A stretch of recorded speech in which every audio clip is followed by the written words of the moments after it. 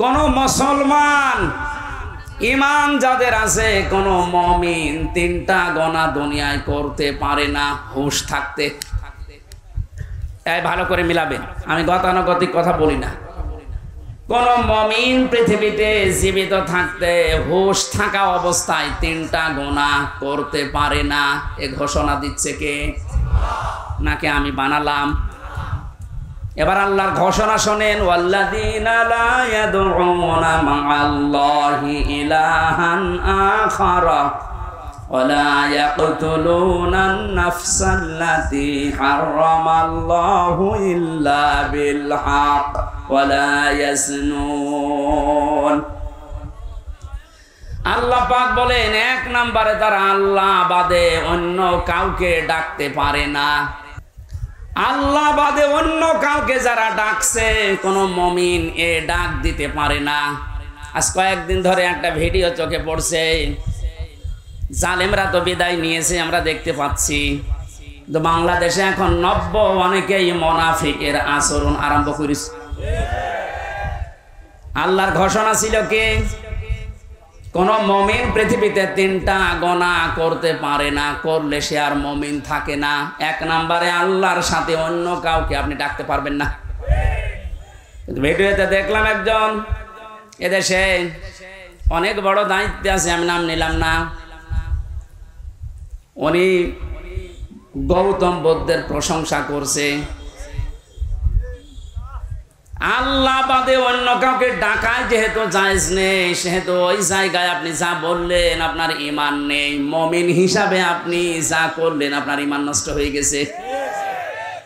এরকম মানুষ যদি সামনে আসে, আপনি কোনোদিন আপনার রায়, সমর্থন, সুপারিশ, ভোট দিতে পারবেন?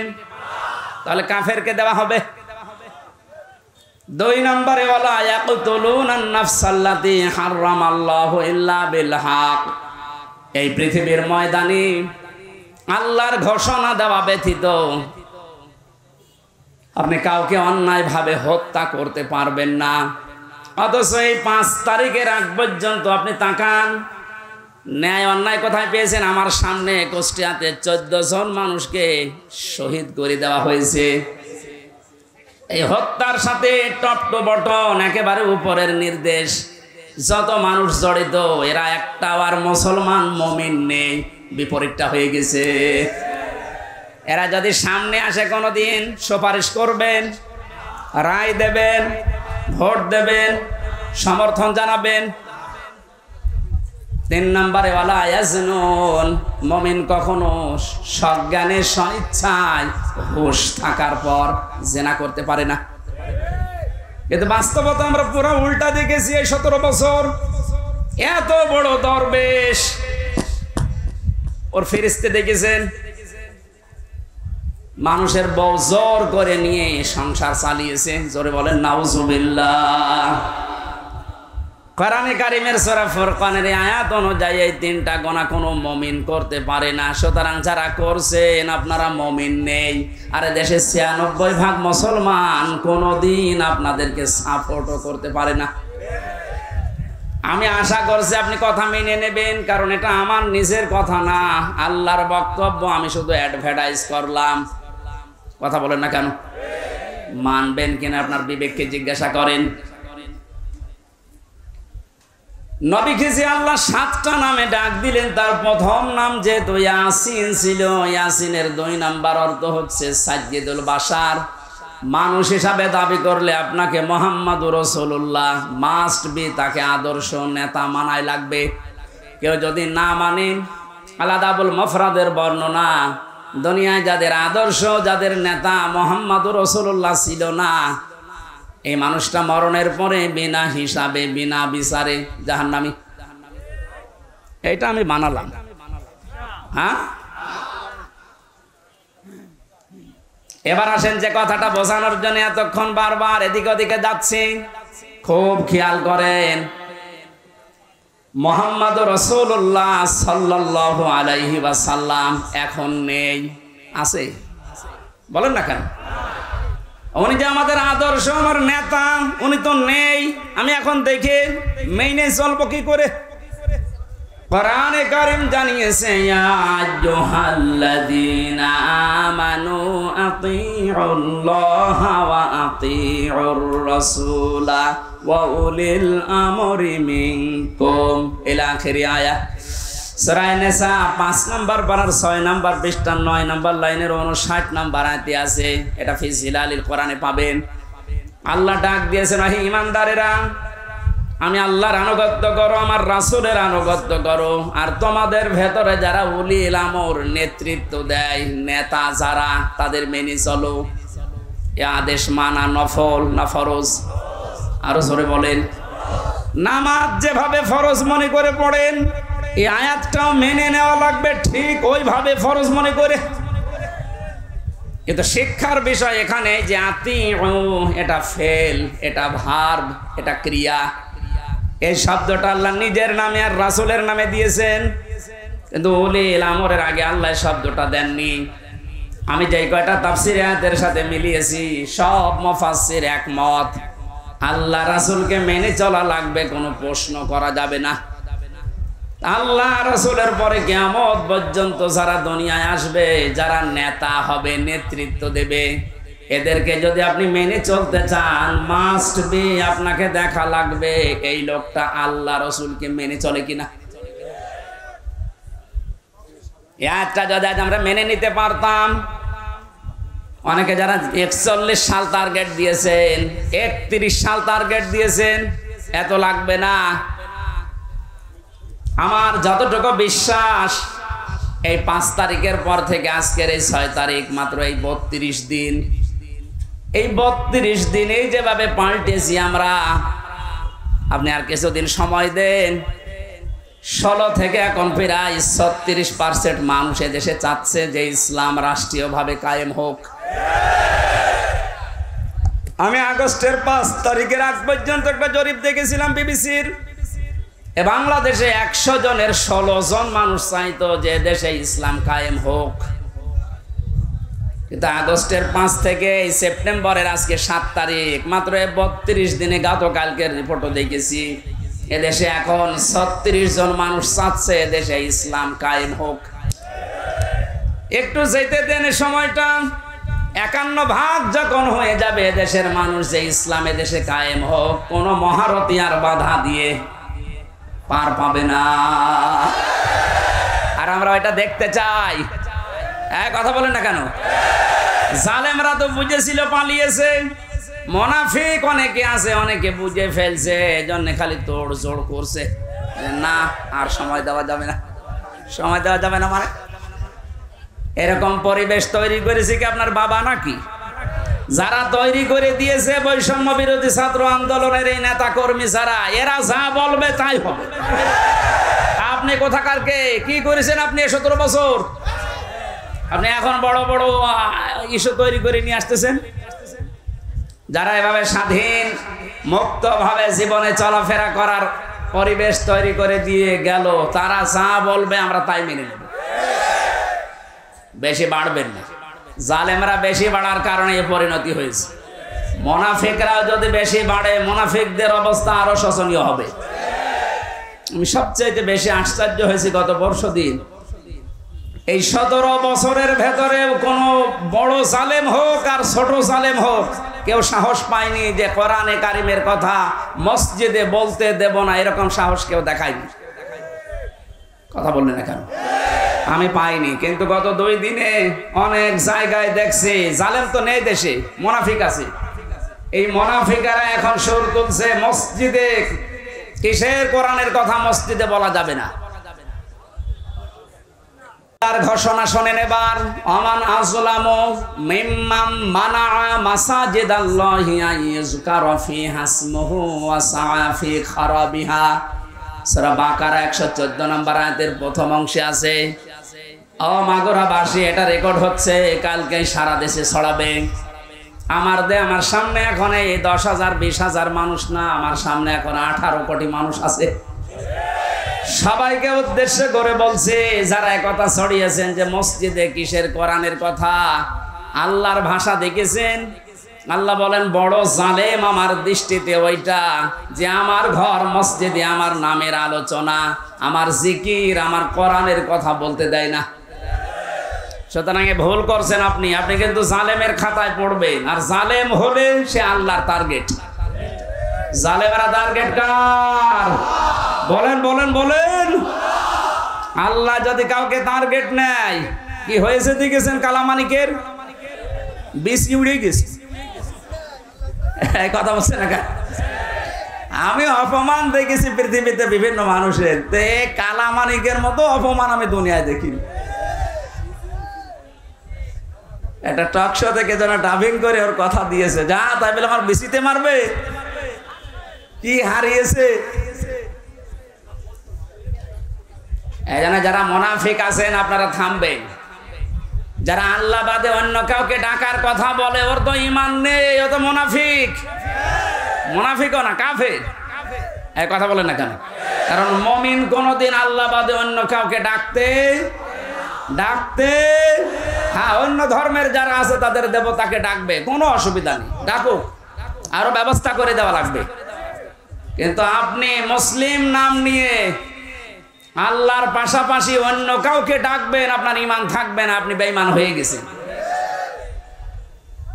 আজ কিছু মানুষ এই যে ৯৬% মুসলমান বাদ দিয়ে বাকি থাকে, আর দেশে অন্য ধর্মের কয় ভাগ? ৪ ভাগ। বলেন বলেন। এই ৪ ভাগ মানুষকে নিজেদের পক্ষে রাখার জন্য আন্তর্জাতিকভাবে বিভিন্ন মহলকে এটা দেখানোর জন্য ঈমান পর্যন্ত অনেকে বিক্রি করে দিচ্ছে। আমি নিচে নামলাম না, আপনি বোঝার যদি বুঝে নিন। এখানে যে কথাটা আমি ইঙ্গিত দিতে চাচ্ছি, মুহাম্মদুর রাসূলুল্লাহ বাদ দিয়ে অন্য কাউকে যে মানুষগুলো আদর্শ মেনে আছেন, আপনি ভুল পথে আছেন। কিয়ামতে আপনি যে ধরা খাবেন আপনি নিজেই স্বীকার করলেন। সুতরাং এখনই আপনি ফিরে আসবেন। ফিরে আসবেন কিনা বলেন তো? ফিরে আসবেন। আমি চাই আপনি যেন কিয়ামতে বিপদে না পড়েন।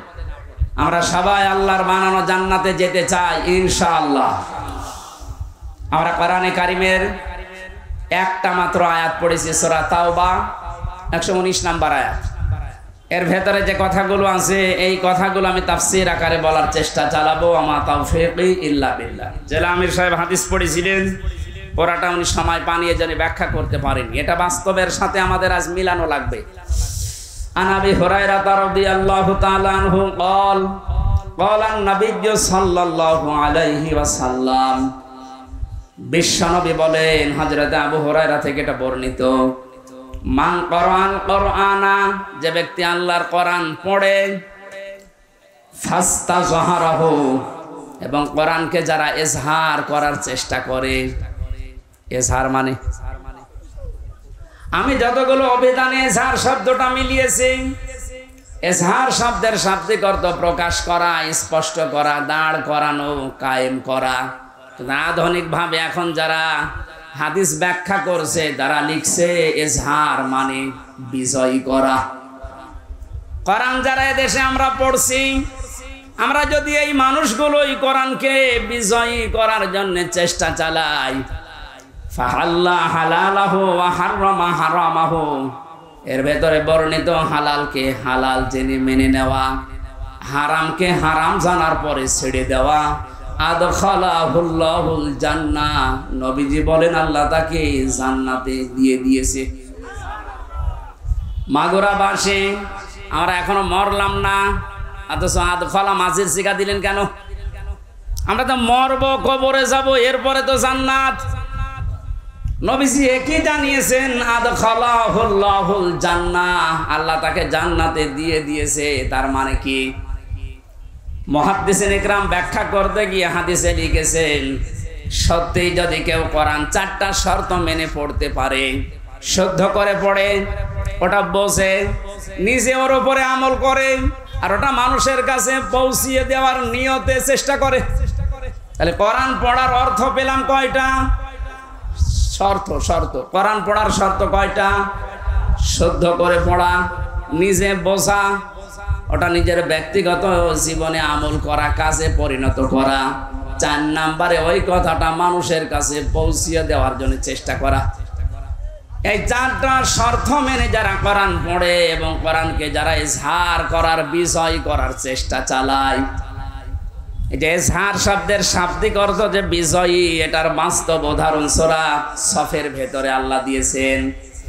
ওয়াল্লাযী আরসালা রাসূলাহু বিল হুদা ওয়া দীনিল হক লিইয়ুযহিরাহু আলাদ-দীনি কুল্লি ওয়া কাফা ওয়ালাউ কারিহাল মুশরিকুন।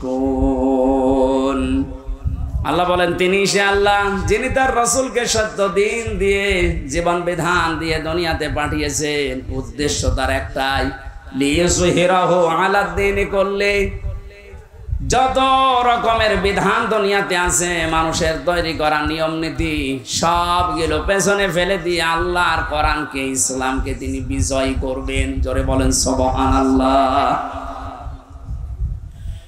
এই আয়াত এবং এই হাদিসের বাস্তবতা যেটা আমরা এখন টের পাচ্ছি, 53 বছর বাংলাদেশটা স্বাধীন হওয়ার পরে আমরা দেখেছি কোরআনে কারিমে ইজহার নেই, বিজয়ী নেই। এই কারণে আমরা অনেকেই কিন্তু হালালকে হালাল জানার পরও মানতে পারছি না। দেশে এরকম জায়গা নেই, কথা বলেন। হারামকে হারাম জানার পরও আমরা ছেড়ে দিতে পারছি না। ঘুষ দিয়ে চাকরি করা হালাল না হারাম? আরো জোরে বলেন। আপনি একটা জায়গা দেখান বাংলাদেশে 5 তারিখের আগ পর্যন্ত প্রাইমারি থেকে বিশ্ববিদ্যালয় পর্যন্ত, এমনকি শ্রীপুর মাগুরার এই জামে মসজিদ থেকে কেন্দ্রীয় মসজিদ বাইতুল মুকাররম পর্যন্ত একটা জায়গা ও টাকা পয়সা দেওয়া অবৈধ সুপারিশ ছাড়া চাকরি হয়েছে কিনা? আমরা কিন্তু জানি এটা হারাম কাজ। এই হারাম জানার পরও হারামকে আমরা ছেড়ে দিতে পারি নাই, কারণ কোরআন দেশে বিজয়ী নেই। কথা বলুন। আর হারামকে হারাম জানার পরে যদি ছেড়ে দিতে চান, কোরআনকে বিজয় করার দরকার নেই। আপনি যদি কোরআন বিজয় না করেন, জানবেন যে এটা হারাম কিন্তু ছাড়তে পারবেন না, জানবেন যে এটা হালাল কিন্তু ধরতে পারবেন না। এই জন্যই নবীজি ফাস্তাযহারাহু দিয়েছেন। কোরআন পড়ার পরে যারা একে বিজয় করার চেষ্টা চালাবে, যদি বিজয় হয়ে যায়, আপনি হালালকে হালাল জানার পরে মেনে নিতে পারবেন, হারামকে হারাম জানার পরে আপনি ছেড়ে দিতে পারবেন। তখন বাংলাদেশটা এমন হয়ে যাবে, মনে হবে যেন আপনি মিনি জান্নাতে আছেন। ওই পরিবেশ আমাদের সামনে দরকার নেই। আরো জোরে বলেন। 53 বছর তো দেখলাম, আমি দেখিনি। এই যে মুরব্বী বসে আছে, ওনারা দেখেছে। বাবা এ দেশটা চালিয়েছিল, কেমন চালিয়েছে, দুর্ভিক্ষ পর্যন্ত চলে এসেছিল। কথা বললেন না কেন? অনেকের স্বামী চালিয়েছিল, আমরা দেখি, আমি দেখি নাই, এ মুরব্বীরা দেখেছে। চাচা চালিয়েছিল 9 বছর, সে যেভাবেই হোক। বউ চালিয়েছে, ভাবিও চালিয়েছে। সবার এখন শেষ, এখন মাত্র বাকি আছে আল্লাহর এই কোরআন দিয়ে দেশটা চললে কেমন দেখা যায়, এটা দেখতে বাকি আছে। কারা কারা দেখতে চান যে কোরআন দিয়ে দেশ চলো? এই আন্দাজে হাত তুলবেন না, এটা কিন্তু ওয়াদা করছেন আল্লাহর সাথে। এ কোরআন দিয়ে বাংলাদেশের 56,000 বর্গ মাইল চলুক, এটা তো রাজনীতি। এটা রাজনীতি। এটা যদি কেউ রাজনীতি মনে করেন, হ্যাঁ এইটাই আমার রাজনীতি, আমরা চাই আল্লাহর বানানো বিধান দিয়ে আমাদের দেশ চলুক, তাহলে এটা মিনি জান্নাত হয়ে যাবে। বৈষম্য বিরোধী ছাত্র আন্দোলনে যে 9 দফা দাবি ছিল, এই বৈষম্যের কারণে আজ হাজারো মানুষ তার কাঙ্ক্ষিত জায়গায় যেতে পারেনি। বিশ্ববিদ্যালয় থেকে যারা পাশ করে যে কোনো সাবজেক্টে, যারা ফার্স্ট ক্লাস ফার্স্ট হয়, তাদেরকে ওই বিভাগে শিক্ষক হিসাবে রেখে দেওয়ার নিয়ম। এই যে সাক্ষী আছে, জিজ্ঞাসা করেন। অথচ আমাদের এই ইউনিভার্সিটি সহ যত বিশ্ববিদ্যালয় বাংলাদেশে আছে, তাকান বৈষম্য এমন জায়গায় যে পৌঁছিয়েছে। ফার্স্ট ক্লাস ফার্স্ট যারা, ওর পেছনের ব্যাকগ্রাউন্ড যেহেতু আল্লাহর বিধান মেনে চলে, এজন্য ওখানে দেওয়া যাবে না। দিয়েছে 70 রোল নাম্বার যার, তারে দিয়েছে। ও তো এমনি অপদার্থ, ও চেয়ারে বসলে চেয়ার আরো নাপাক করবে না। এক ছাত্র এসে হেড স্যারকে বলছে, স্যার হয় ছুটি দেন, নাই আমি গেলাম। মানে হেড স্যার তাকিয়ে দেখে ও ব্যাগ খাতা বই কলম যেভাবে নিয়ে পজিশনে দাঁড়িয়ে আছে, ও ছুটি দিলেও যাবে না দিলেও পালাবে। এদিকে আয়, তার রোল নাম্বার কত? বলছে স্যার 82। 82 মানে ক্লাসে ছেলে মেয়ে কয়টা? 82টা। 82টা ছেলে মেয়ে, ওর রোল নাম্বার 82। ও খুব ভালো ছাত্র, ওর জীবনের কোনো উদ্দেশ্য আছে? শুধু আসে বাবা মার ভয়ে আর পাঙ্কু মেরে চলে যায়। যাদের 1, 2, 3 তাদের ব্যাকগ্রাউন্ড দেখে তারা আল্লাহর বিধান মানে, আল্লাহর বিধান জমিনে চায়, এজন্য আপনি তাদের দিলেন না। যার রোল নাম্বার 82 তারে আপনি 35 লাখ টাকা নিয়ে চেয়ারে বসিয়ে দিলেন, কয়দিন পরে এসি আসিয়া থাকবে? দেশটা কত বৈষম্য তৈরি হয়েছিল, কত নিকৃষ্ট জায়গায় পৌঁছিয়েছে। বাস্তব উদাহরণ এই বায়তুল মোকাররমের খতিব। একটা দেশ কত নিচে নামলে জাতীয় মসজিদের ইমাম পর্যন্ত পালিয়ে যায়, বলেন? এটা দূর করার জন্য 1000-এর উপরে ছেলে মেয়েরা জীবন দিয়ে গেল। শহীদের মর্যাদা লিখেছে, এরা তো মাস্ট বি শাহাদতের মর্যাদা পেয়েছে। দেওয়াল চাপা পড়ে মরলে যদি শহীদ হয়, আগুনে পুড়ে মরলে যদি শহীদ হয়, পানিতে ডুবে পড়লে যদি শহীদ হয়, সাপে কাটা পড়ে মরলে যদি শহীদ হয়, জালেমের জুলুমের সামনে নিজের জীবন দিয়ে গেল, ওর জীবনের মায়া ছিল না? বলেন। কয়েকদিন আগে শহীদ আবু সাইদের বাড়ি গিয়েছিলাম রংপুরে। ছোটবেলা থেকেই নাকি প্রতিবাদী, ওর বাবা বলছিল যেভাবে জীবনটা দিয়ে গেল এভাবে হাত তুলে কিয়ামতে আল্লাহ ওকে এইভাবেই তুলবে। কারণ শহীদদের কোনো লাশ ধোয়ানো হয় না, যেভাবে মরে ওইভাবেই কবরে দেওয়া হয়। কথা বলেন না কেন? কিয়ামতের দিন এই বুকে 4টা গুলি নিয়ে উঠবে, আল্লাহ জিজ্ঞাসা করবে, আবু সাইদ তোমার বুকে এতগুলো গুলি কেন? ও বলবে, আমি জুলুমের সামনে নিজের জীবন পর্যন্ত দিয়েছি মানুষের অধিকার রক্ষা করার জন্য। আমার জীবনের মায়া ছিল, কিন্তু আমার চাইতে বেশি মহব্বত ছিল মানুষের অধিকারগুলোর উপরে। বলেন তো এভাবে উঠবে না উঠবে না? এরপরও আমরা আহলে হাদিসের নাম নিয়ে কিছু মানুষকে দেখতে পাচ্ছি, ওরা ভিডিও বানিয়েছে যে না শহীদ আবু সাইদ শহীদ হয়নি, ও বুক পেতে আত্মহত্যা করিস, আপনার ঈমান চলে যাবে। মানে শহীদের শব্দটা খেলাচোরা বিষয় না, এটা হাসি তামাশা না। কোরআনে কারিমে আল্লাহ জানিয়েছেন যারা শহীদ হয় এদেরকে মরে গেছে কথা আপনি বলবেন না। শুধু আপনি না, দুনিয়ার সবাইকে আল্লাহ নিষেধ করেছেন, ওয়ালা তাকুলু লিমান ইয়ুকতালু ফি সাবিলিল্লাহি আমওয়াত বাল আহইয়াউ ওয়ালাকিন লা তাশউরুন। সূরা বাকারার 154 নম্বর আয়াতে আছে আল্লাহ শুধু 1জন 2জনকে না, দুনিয়ার সবাইকে এটা বহুবচন, ওয়ালা তাকুলু, কেউ এ কথা বলবি না।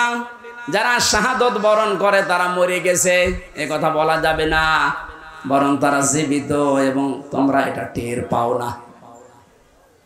মানুষ যেহেতু মুখ দিয়ে কথা বলে জন্য মুখের উপরে আল্লাহ নোটিশ দিয়েছেন, মুখের পরে মানুষ যেহেতু ধারণা করতে পারে অন্তর দিয়ে, এই জন্য আল্লাহ ধারণার উপরও নোটিশ দিয়েছেন। ওয়ালা তাহসাবান্নাল্লাযীনা কুতিলু ফি সাবিলিল্লাহি আমওয়াতা বাল আহইয়াউন ইনদা রাব্বিহিম ইরসাকুন। সূরা আলে ইমরান 169 নম্বর আয়াত। এটা ফি জিলালিল কোরআনে আছে, সাইয়্যিদ কুতুব দিয়েছেন। আল্লাহ পাক বলেন ধারণাও করবি না যারা শহীদ হয়েছে, যারা মরে গেছে। মুখে বলা নিষেধ, ধারণা করাও নিষেধ। কারণ কি? বালা হইয়া, বরং তারা জীবিত, ইনদা রাব্বিহিম ইরসাকুন, এরা আল্লাহর কাছে রিজিক পাচ্ছে। সুবহানাল্লাহ বলতে পারেন নাই? শহীদরা যে মরে না, রিজিক পায়। আর খাবার খেলে যেহেতু রক্ত গোশত তৈরি হয়, এর প্রমাণ আমি 5 দিন আগে গিয়েছিলাম গাইবান্ধা। সাব্বির নামে একটা ছেলে শহীদ হয়েছিল এই 5 তারিখের আগে, ছাত্র শিবিরের সদস্য ছিল। শহীদ হওয়ার পরে ওকে কবরে দিয়ে 26 দিন না 27 দিন পরে তারে তুলেছে। এই 27 দিন পরে দেখছে যে সমস্ত জায়গায় অস্ত্রের আঘাত লেগেছিল ওই জায়গাগুলো দিয়ে ফিনকি দিয়ে রক্ত বের হচ্ছে। বাংলার মানুষেরাও যদি খাবারই না খাবে আল্লাহর কাছে, 1 মাসের পরে ওর শরীরে রক্ত আসলো কোত্থেকে বলেন? এখানে 1000-এর উপরে জীবন দিয়ে গেল ছাত্র এবং ছাত্রীরা। 2700-র উপরে এখনো বাংলাদেশের বিভিন্ন হাসপাতালে অসুস্থ হয়ে আছে। রাষ্ট্রের যারা দায়িত্ব পেয়েছেন এই সহজ অবস্থায়, যাদের এই সমস্ত আত্মত্যাগের কারণে এরকম মুক্ত পরিবেশে আমরা ফিরে আসতে পারলাম, আমরা আহ্বান জানাবো এই অসুস্থ এই আহত মানুষদের প্রত্যেকের চিকিৎসার ব্যবস্থা রাষ্ট্র করবে। এই দাবির সাথে আপনারা আছেন না? ডক্টর মোহাম্মদ ইউনূস সহ যারা দায়িত্বে আছেন তাদের এই মুহূর্তে সবচাইতে বড় দায়িত্ব এটা। শহীদ আবু সাইদের কবরে যদি যেতে পারেন, এরকম 2700 আবু শহীদ এখনো পর্যন্ত বাংলার বিভিন্ন হাসপাতালে কাতরাচ্ছে। রাষ্ট্রীয়ভাবে টাকা পয়সা যত খরচ হয় হোক, দেশে না হলে বাইরের দেশে নিয়ে যাওয়া লাগবে। এনারা দ্বিতীয় স্বাধীনতার মহান জীবিত এ মানুষগুলো গাজী। 53 বছর আগে যারা শহীদ হয়েছে এ দেশের জন্য, তাদের যদি ভাতা দেওয়া যায়, মাত্র এই 1 মাস 2 দিন আগে যারা শহীদ হয়ে গেল এদের কিছু করা যাবে না? বৈষম্য বিরোধী ছাত্র আন্দোলনে যারাই ছিল, আমরা প্রত্যেকের সুচিকিৎসার ব্যবস্থা নিশ্চিত করতে চাই রাষ্ট্রীয়ভাবে, এবং যারা মারা গেছে তাদের যে সম্মান দেওয়া দরকার, আল্লাহ এবং রসুলের পক্ষ থেকে যেটা এসেছে, কোনদিন এ কথা মুখে উচ্চারণ করবেন না ও মরে গেছে, মনে মনে ধারণাও করবেন না যে মরে গেছে। এত বড় কঠিন হুঁশিয়ারি দিয়েছেন আল্লাহ কোরআনে কারিমে শহীদদের পক্ষে। ওনাদের যে দাবি ছিল সংস্কার, আমি এ কোরআনের মাহফিলের মাধ্যমে সারা বাংলাদেশের মানুষকে আহ্বান জানাতে চাই, সংস্কার যখন আরম্ভ হয়েছে 1628 জন মানুষকে সংস্কার করা লাগবে এক্ষুনি, কারণ এই মানুষগুলো জালেমদের সহযোগী ছিল। এই কথা বলেন না কেন? 1628 জন মানুষ আপনি তালিকা করেন, দেখবেন এরা সবগুলো জালেমের প্রত্যক্ষ সহযোগী ছিল। জালেমের একা এই জুলুম করা সম্ভব ছিল না, এদেরকে সাথে নিয়ে করেছিল। এদেরকে নেওয়ার কারণে এদের এই বিভাগগুলো পর্যন্ত আজ মানুষের কাছে ঘৃণিত। এই যে পুলিশ, সব কি খারাপ? মাত্র কয়েকটা কোলাঙ্গারের কারণে আজ পুলিশ প্রশাসনের উপরে মানুষের এত রাগ। আমার বাড়ির নিচতলায় পুলিশ ভাড়া ছিল, 5 তারিখের পরে সকালে যেয়ে দেখছে ঘর তালা মারা। ওদের কোথায় গেছে আল্লাহ জানে, আর আসতেছে না। এই বাহিনীর উপরে আবার আস্থা ফেরানোর জন্য ওনারা চেষ্টা চালাচ্ছে। সবাই খারাপ না, যেই কয়জনের কারণে এই যে হারুন 3 ইঞ্চি, ওরা আসলেই 3 ইঞ্চি করা লাগবে। এই গোপালগঞ্জের মনিরুল কাউন্টার টেররিজমে ছিল, আসাদুজ্জামান, ডিসি মান্নান, আমি নাম ধরে বলছি কারণ এগুলোর দ্বারা আমি নিজে অত্যাচারিত হয়েছি।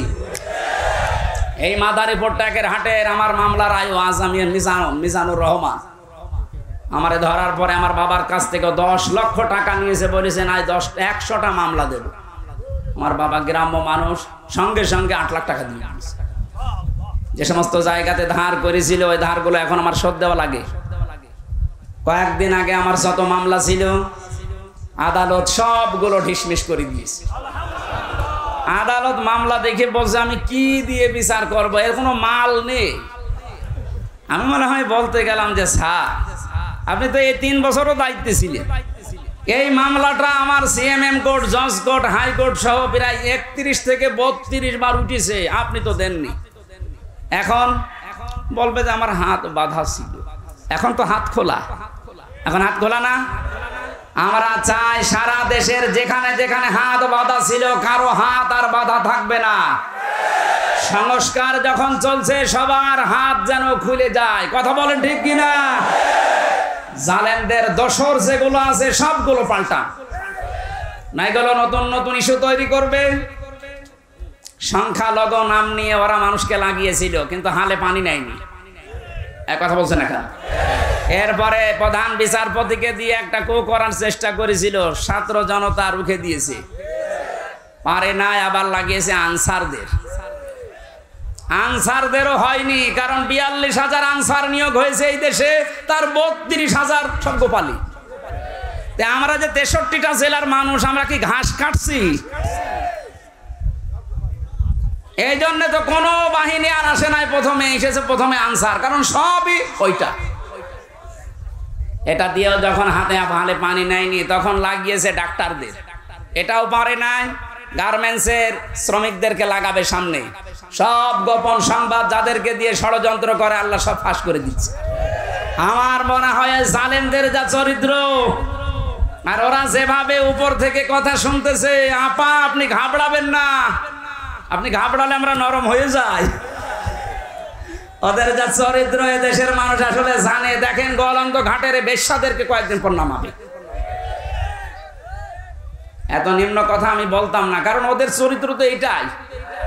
হ্যাঁ, কথা বলেন না কেন? এখানে সংস্কার যখন আরম্ভ হয়েছে, 9 দফা দাবি নিয়ে যারা লেগেছিল, সংস্কার আমরা খুব দ্রুত চাই। যে লোকটাকে এখনো পর্যন্ত মাথার উপরে বসিয়ে রেখেছেন, এই চপ্পু মিয়া, কিসের চপ্পু? এই চপ্পুকে বাদ দেওয়া লাগবে ইমিডিয়েটলি। কারণ জালেমদেরকে টিকিয়ে রাখার পেছনে যারাই দায়ী, একটাকেও আমরা চোখের সামনে দেখতে চাই না। হ্যাঁ, কথা বলেন। নয়তো কিন্তু এই ষড়যন্ত্র রোখা যাবে না। নতুন নতুন করে আবার ফাঁদ পাতবে। বেশ্যাদেরকে দিয়েও হবে না, তখন নিজেরা উলঙ্গ হয়ে নামবে। চরিত্র বলতে কিছু আছে যে নামবে না?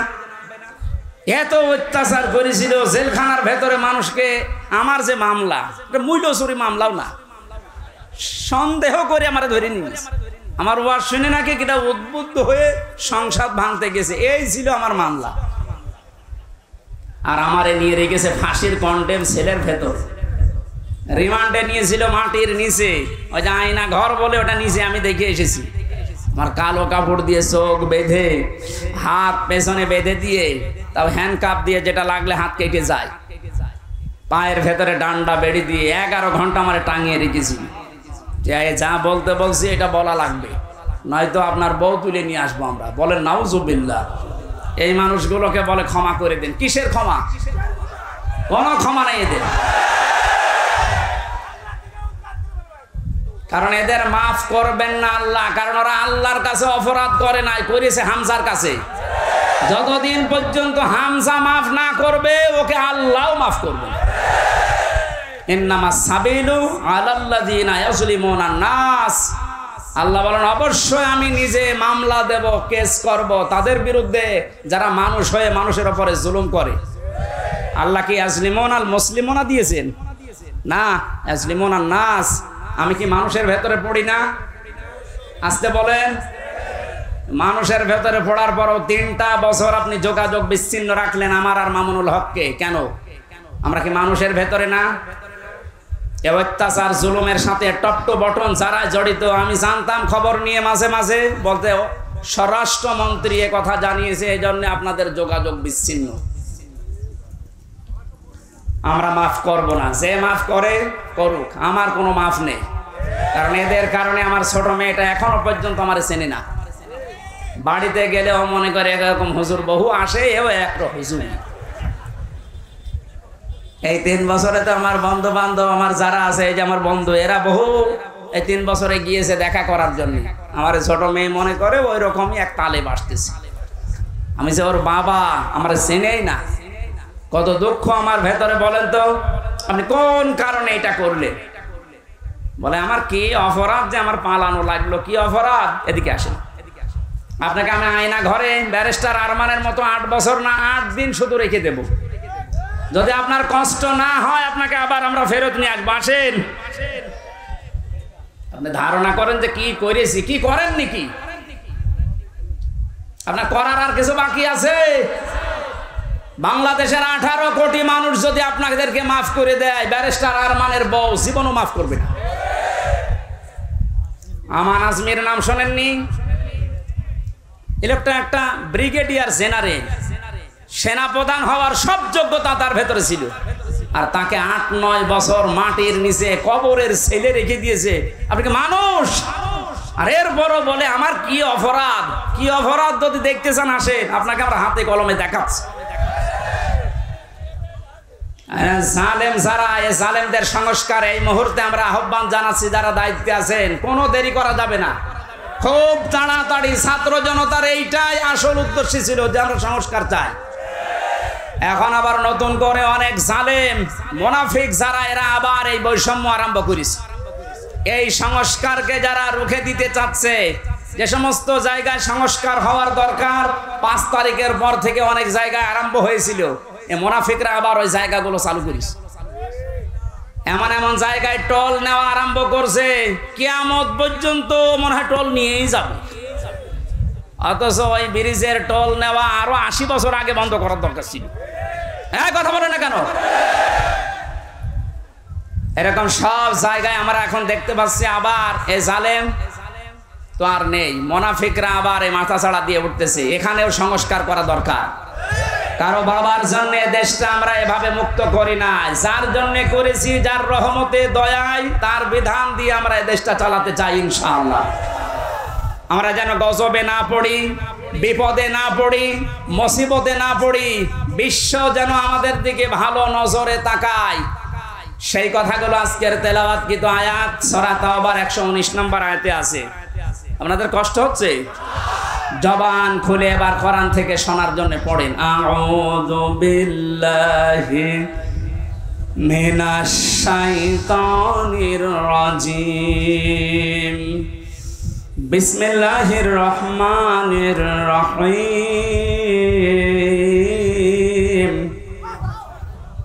ইয়া আইয়ুহাল্লাযীনা আমানুত্তাকুল্লাহা ওয়া কুনু মা'আস সাদিকিন। সাদাকাল্লাহুল আযীম। সূরা তাওবার নামকরণ, ঐতিহাসিক প্রেক্ষাপট, শানে নজুল, বাস্তব কিছু কথা মাতৃভাষায় বলা, এরপরে ব্যাখ্যা দেওয়া, বাস্তব সংক্রান্ত 5 নম্বরে মূল শিক্ষা নিয়ে আমরা বাড়ি যাব। এরকম 5টা বিষয় ছিল তাফসীরে ইবনে কাসিরের ভেতরে। আমরা সবগুলো করতে গেলে আযান দিয়ে দেবে, জন্য তাড়াতাড়ি করছি। নামকরণের ভেতরে তাওবা শব্দটা আছে, এই জন্যই সূরার নাম তাওবা। 2 নম্বরে আমরা মাতৃভাষায় অর্থ করছি, হে ঈমানদারেরা আল্লাহকে ভয় করো, সত্যবাদী যারা তাদের সাথে থাকো। এ নির্দেশ কার? আয়াতের ভেতরে আমরা 3টা বিষয় পেয়েছি। আমার ভাইরা, আল্লাহ রাব্বুল আলামিন জানিয়েছেন ইয়া আইয়ুহাল্লাযীনা আমানু। মুফাসসির বলেন আল্লাহ যখন শুধু ঈমানদারকে ডাক দেন, তখন তার কুদরতি হাত এভাবে উঁচা করে আদরের সাথে ডাকে, হে আমার ঈমানদারেরা। কারণ ঈমানদার ছাড়া পৃথিবীতে যত বেঈমান আছে, এরা সৃষ্টি জগতের ভেতরে সবচাইতে বড় আল্লাহর কাছে নিকৃষ্ট। জোরে বলেন নাউজুবিল্লাহ। জীবনে কিছুই যদি আপনি না পান, জুলুম, অত্যাচার, নির্যাতনের স্টিম রোলার সহ্য করেছেন, তারপরও ঈমান ছাড়েননি, আপনি কিন্তু আল্লাহর কাছে উলাইকা হুম খায়রুল বারিয়া, সৃষ্টি জগতের আপনি শ্রেষ্ঠ একটা সৃষ্টি। জোরে বলেন সুবহানাল্লাহ। সিস্টেম অপর পৃষ্ঠায় আছে, কোন মানুষ যদি ঈমান না আনে, যত বড় জায়গায় থাক, আল্লাহর দৃষ্টিতে উলাইকা হুম শাররুল বারিয়া, এরা আল্লাহর কাছে সবচাইতে বড় নিকৃষ্ট সৃষ্টি। জোরে বলেন নাউজুবিল্লাহ। আমরা যেহেতু ঈমান আনতে পেরেছি, বড় সম্পদ আমাদের কাছে আছে। এবার আয়াতের পরবর্তী 2টা বিষয় মেনে নিতে পারলে যত রকমের বিপদ আপদ, বাধা বিপত্তির সামনে আসার কথা, সবগুলো আল্লাহ নিজের পক্ষ থেকে দূর করে দেবেন। কোরআনে কারিমে আয়াতের ব্যাখ্যায় পেয়েছি আমি, ওয়াজাহিদু ফিল্লাহি হাক্কা জিহাদি হুয়া জিতাবাকুম ওয়া মা জাআলা আলাইকুম ফিদ-দীনি মিন হারাজ, ইলা আখিরি আয়াত। সূরা হজের 78 নম্বর আয়াতের মাঝের অংশে আছে, আল্লাহ পাক বলেন যেভাবে চেষ্টা করা দরকার, সাধনা করা দরকার, জিহাদ করা দরকার, আমি আল্লাহর জন্য ওইভাবে চালাও। তোমাদেরকে আমি আল্লাহ নির্বাচিত করেছি। ও মাগুরাবাসী, এই যে এজতেবা মানে নির্বাচিত করা, মনোনীত করা। নির্বাচিত করেন কে? আরো জোরে বলেন। তাহলে নির্বাচিত করা লাগে যার মাধ্যমে, তার নাম নির্বাচন। নির্বাচন করেই মানুষ নির্বাচিত হয়। অথচ 17 বছরের ভেতরে নির্বাচন কি আমরা দেখেই নাই। যারা নির্বাচিত হয়েছে নির্বাচন ছাড়া, এরা সব বৈধ না অবৈধ? কথা বলছেন? নির্বাচনের মাধ্যমে নির্বাচিত হওয়া লাগে। আমরা তো নির্বাচিত হতে পারি নাই নির্বাচনের মাধ্যমে, নির্বাচন ছাড়াই আমরা নির্বাচিত হয়ে গেছি। সুতরাং দেশে যারাই দায়িত্বে ছিল এতদিন, একটাও বৈধ না, সবগুলো অবৈধ। হ্যাঁ, এখানে হুয়ার ফাইল, জামালার ফাইল আল্লাহ নিজে। আল্লাহ পাক বলেন আমি যেহেতু নিজে নির্বাচিত করি লক্ষ লক্ষ নবীর উম্মত থেকে তোমাদেরকে, তোমাদের ভেতরে আবার যাদের ঈমান আছে আমি তাদেরকে কিন্তু আসল ভাবে নির্বাচিত করেছি। বহু নবী পর্যন্ত চেয়েছিল মুহাম্মদুর রাসূলুল্লাহর উম্মত হবে, কিন্তু তারা পারে নাই। আমি আল্লাহ তাদেরকে নির্বাচিত করি নাই। হযরত মুসা আলাইহিস সালাম তিনি চেয়েছিলেন, আল্লাহ তুমি নবী বানিয়েছো, খুশি আছি। নবী না বানিয়ে যদি মুহাম্মদুর রাসূলুল্লাহর উম্মত আমাকে বানাতে, আমি খুশি থাকতাম।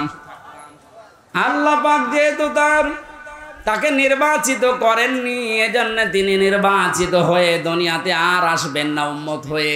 একজনকে করেছিলেন, তিনি হযরত ঈসা নবী। তাকে আল্লাহ পাঠাবে ঠিক, কিন্তু নবী করে না, উম্মত করে। আমরা সেই পর্যায়ে আছি, এই নবীর উম্মত আমরা নির্বাচিত। এরপরে আবার আমাদের ভেতরে আছে ঈমান। আল্লাহ পাক বলেন ঈমানের উপরে থাকতে গিয়ে, আল্লাহর পথে যদি টিকে থাকতে গিয়ে বিপদ আপদ, মুসিবত, যন্ত্রণা, দুঃখ এগুলো আসে, আমি আল্লাহ ওয়ামা জাআলা আলাইকুম ফিদ্দীনি মিন হারাজ। জাআলার ফাইল বা কর্তা সরাসরি আল্লাহ। দিনের উপরে চলতে গিয়ে ইমানদারদের যত বাধা বিপত্তি, যত ঝামেলা আসবে, এগুলো সব আল্লাহ নিজে দায়িত্ব নিয়ে সরিয়ে দেবেন। জোরে বলেন আল্লাহু আকবার।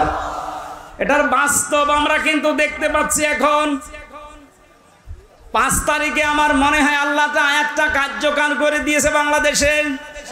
কত রকমের বাধা বিপত্তি, কত রকমের পাহাড় পাথর আমাদের উপরে ছিল, বুকের উপরে। আল্লাহ নিজে দায়িত্ব নিয়ে সব ঘন্টার ভেতরে পাল্টিয়ে দিয়েছে। এমন এমন পাথর আমরা মোড়ে মোড়ে দেখেছিলাম। একটা 30 মিনিটে যখন ঘোষণা হয়ে গেল যে পালিয়ে যাচ্ছে, বিকাল 5টা বাজতে বাজতে সারা দেশের কোনো জায়গায় আর পাথর পেলাম না। কুষ্টিয়ার মোড়ে যে পাথরটা ছিল, বিকাল 5টা বাজতে বাজতে মাটির সাথে মিশিয়ে দিয়েছে বাংলার জনগণ। কত হাজার কোটি টাকা খরচ করে বাংলার এই 64 জেলা, 560টা থানার উপরে আপনি এগুলো বানিয়েছিলেন।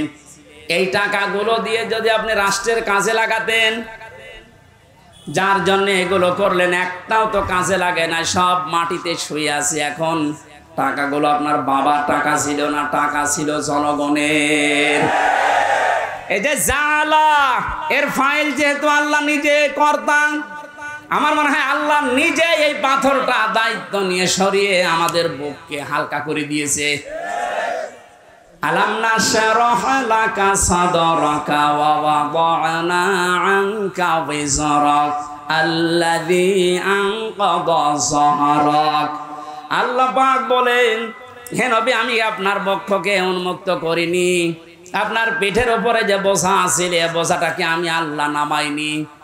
আমার মনে হচ্ছে আয়াতগুলো আল্লাহ 1500 বছর আগে না, 5 তারিখে সব নাজিল করিস। কোরআনের পাখি সেই 15 বছর আগে ঘোষণা দিয়ে গিয়েছিল, এমন একটা কালো গাঢ় অন্ধকার রাত আমাদের উপরে আসতেছে। মক্ষম ভাবে যদি মোকাবেলা করতে না পারি, সক্ষম ভাবে, তাহলে সুবহে সাদিক হওয়া বড় অসম্ভব। আল্লাহ নিজে দায়িত্ব নিয়ে সুবহ সাদিক আমাদের মাঝে এনে দিয়েছেন। এজন্য আমরা যারা ঈমানদার, কোনো ভয় নেই, কোনো চিন্তা নেই। ঈমানদারদের ভয় চিন্তা আল্লাহ নিজের পক্ষ থেকে দূর করে দেয়। এর বাস্তব প্রমাণ শহীদ মীর কাশেম আলী। আমাকে এক কারারক্ষী বলছিল, হামজা ভাই, এই লোকটার যেদিন ফাঁসি হবে মাত্র 3 ঘন্টা বাকি আছে। আমি বললাম, স্যার আপনার ফাঁসি হবে 3 ঘন্টা, আপনি এবার প্রস্তুতি নেন।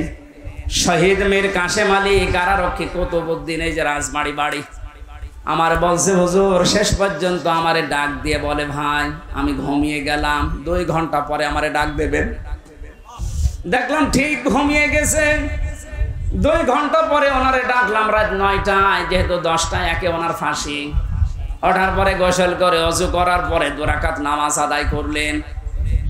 এশার নামাজ শেষ করে 2 রাকাত নামাজ আদায় করে আমারে বলছেন, কারারক্ষী ভাই জল্লাদ শাহজাহানকে ডাক দেন, আমি রেডি হয়ে গেছি।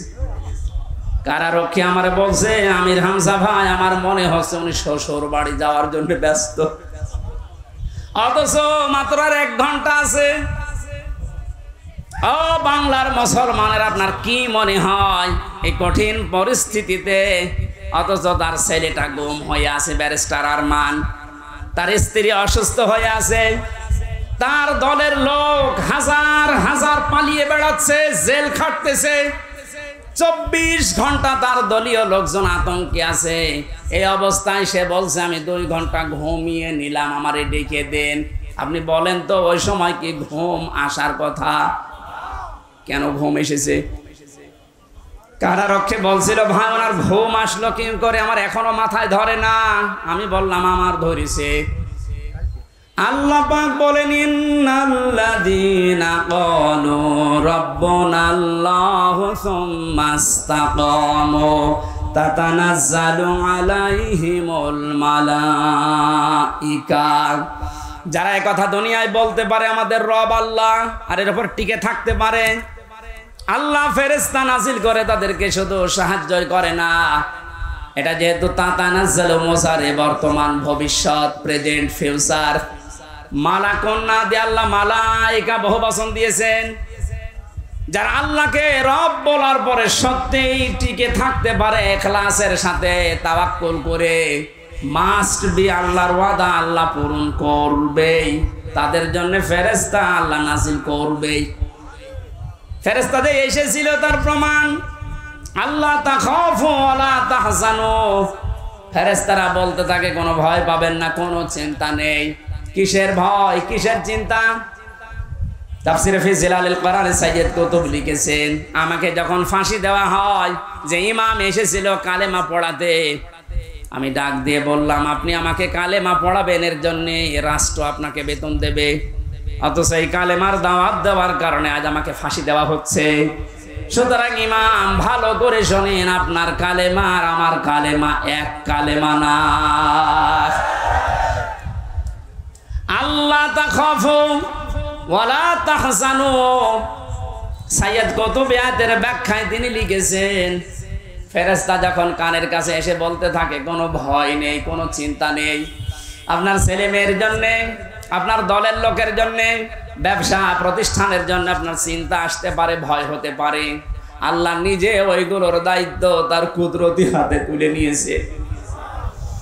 মাগুরার মুসলমানেরা, আমার তো 100% বিশ্বাস হচ্ছে শহীদ মীর কাশেম আলী 3 ঘন্টা ফাঁসি, এর পরে 3 ঘন্টা পরে যার ফাঁসি হবে, 2 ঘন্টা যেহেতু ঘুমিয়েছে, অবশ্যই মাস্ট বি ফেরেশতা ওনার কানের কাছে কিছু শুনিয়েছিল, না তো ঘুম আসার কথা না।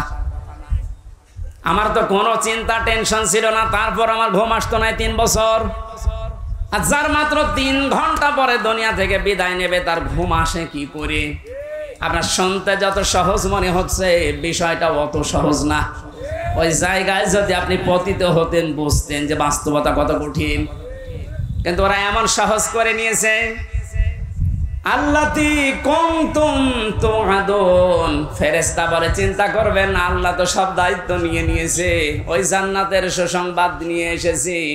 ওয়া আবশিরু বিল জান্নাতিল্লাতি কুনতুম তুআদুন। ওই জান্নাতের সুসংবাদ গ্রহণ করেন, যে জান্নাতের ওয়াদা আল্লাহ নিজে আপনার সাথে করেছেন। জোরে বলেন সুবহানাল্লাহ। বাংলার মুসলমান, আমাদের কোনো পুঁজি নেই, একটা পুঁজি আমাদের আছে, আমরা ইমানদার। আরো জোরে বলেন।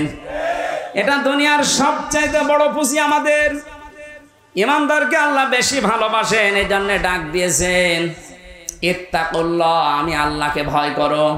মুফাসসির যারা এখানে আছে, যারা আলেম আছে, কোন মানুষ যদি আমরা আল্লাহকে ভয় এ শব্দটা বাস্তবে দেখাতে পারি, দুনিয়ায় 9টা আর আখেরাতে 27টা উপকার আল্লাহ নিজে করবেন বলে কোরআনে ঘোষণা দিয়েছেন।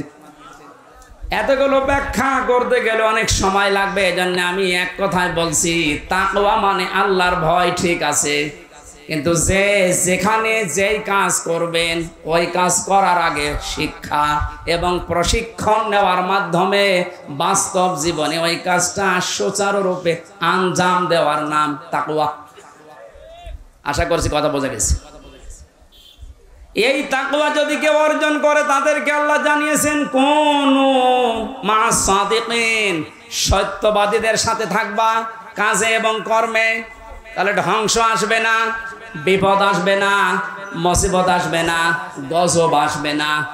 আমরা যেহেতু এখন সত্যবাদীদের সঙ্গে থাকার জন্য আল্লাহর ঘোষণা শুনলাম, মরণের আগ পর্যন্ত আল্লাহর ভাষায় যারা সত্যবাদী তাদের সাথে থাকতে রাজি নেই। আরো জোরে বলেন। আল্লাহর ভাষায় সত্যবাদী কারা? যারা জুব্বা গায়ে দেয়, যারা পাগড়ি মাথায় দেয়, যারা শুধু মসজিদে বসে বসে আল্লাহ আল্লাহ জিকির করে, এরাই কি সাদিকিন, সত্যবাদী। আয়াতের ব্যাখ্যা আল্লাহ নিজে করেছেন সূরা বাকারা 177 নম্বর আয়াত। আল্লাহ পাক বলেন উলাইকাল্লাযীনা সাদাকু ওয়া উলাইকা হুমুল মুত্তাকুন। উপরে বর্ণিত এখানে 10টা গুণ দেওয়া আছে। কেউ যদি 10টা গুণ অর্জন করতে পারে, তারাই ইমানের দাবিতে সত্যবাদী, তারাই মুত্তাকি, তাদের সঙ্গে তোমাদের থাকা লাগবে। এ নির্দেশ কার? আরো জোরে বলেন কার? এখন এই 10টা নির্দেশ আল্লাহ যেটা দিয়েছেন সূরা বাকারা 177 নম্বর আয়াত, তাফসীরে ইবনে কাসির, মারিফুল কোরআন। আমি বলে দিলাম, বাড়িতে যে একটু নামিয়ে দেখেন আপনি সত্যবাদীদের সাথে থাকতে চান কিনা। আল্লাহ রাব্বুল আলামিন আমাদেরকে আয়াতের যে 10টা গুণ দিয়েছেন। যেহেতু আজান হচ্ছে আর রাতের মাহফিল দূরে, ও শাহ আব্দুল কাদের মোল্লা, শহীদ আব্দুল কাদের মোল্লা সাহেবের কবরের পাশে আমার মাহফিল আজকে রাতে। আজকের মতো শেষ করে আগামীতে কয়েকটা অনুষ্ঠানে শ্রীপুর, মাগুরা, নাঙ্গলবাদ নেওয়া আছে, ওখানে রাতের বেলা কথা বলবো ইনশাআল্লাহ। আল্লাহুম্মা আমিন। লা ইলাহা ইল্লা আনতা